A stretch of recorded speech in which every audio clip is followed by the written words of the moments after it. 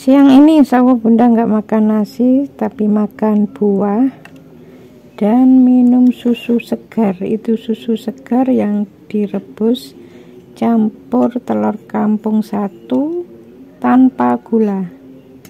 Mari minum ya. Allahumma barik lana fima razaqtana wa qina adzabannar. Bismillahirrahmanirrahim. Insya Allah malam ini bunda nggak makan nasi ya, makan kelpon. Jadi kelpon itu kalau di Malang satu itu 600-an ya.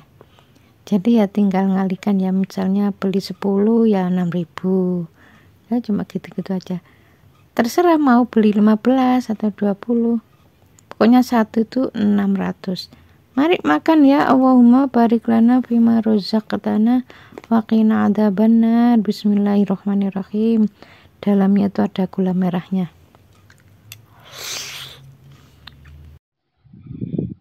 Ini banyak sekali yang bertanya mengenai batuk, pilek, batuk, dan pilek. Ini beda-beda ya kalau dari sisi akhlak. Jadi kalau pilek itu melihat sesuatu terus dipikirin nggak cocok, muncul jengkelnya. Itu biasanya jenis pileknya itu lendirnya itu agak kental.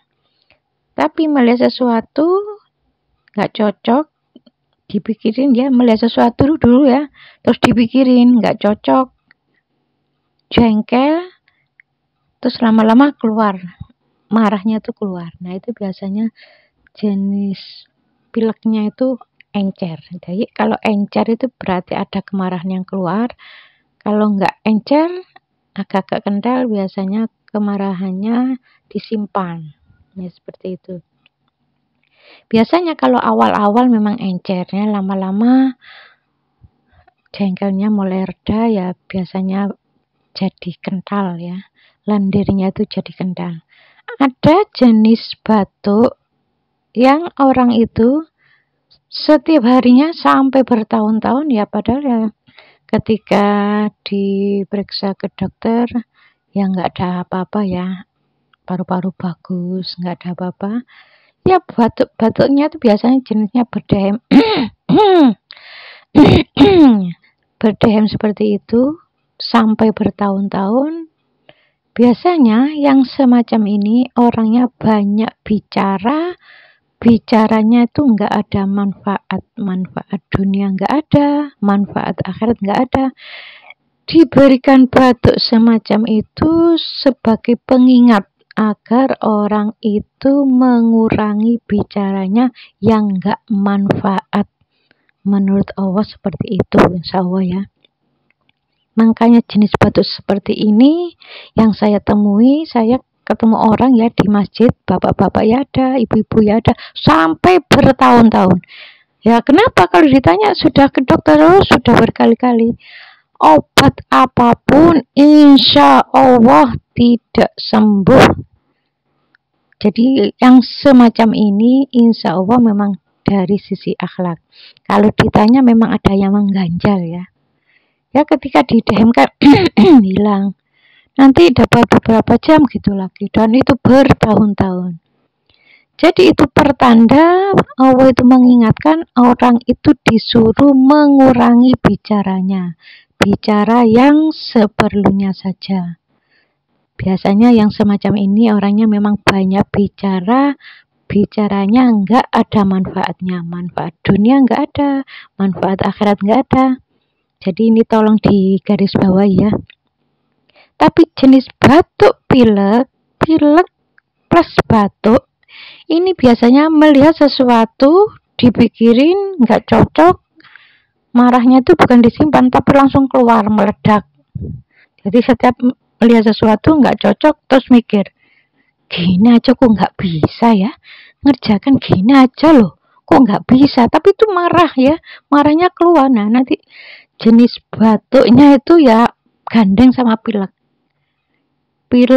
plus batuk.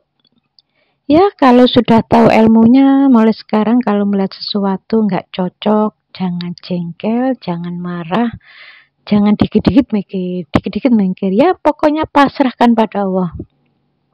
Orang yang dikit-dikit mikir biasanya gampang pilek. Orang yang sakit pasti ada dosa, itu kuncinya. Tapi orang yang tidak pernah sakit sampai meninggalnya, belum tentu dia tidak punya dosa. Orang muslim, dia sholatnya itu yang amburadul ya, tapi perbuatannya itu baik. Baik itu maksudnya ya tidak emosional, nggak gampang suudzon sama orang.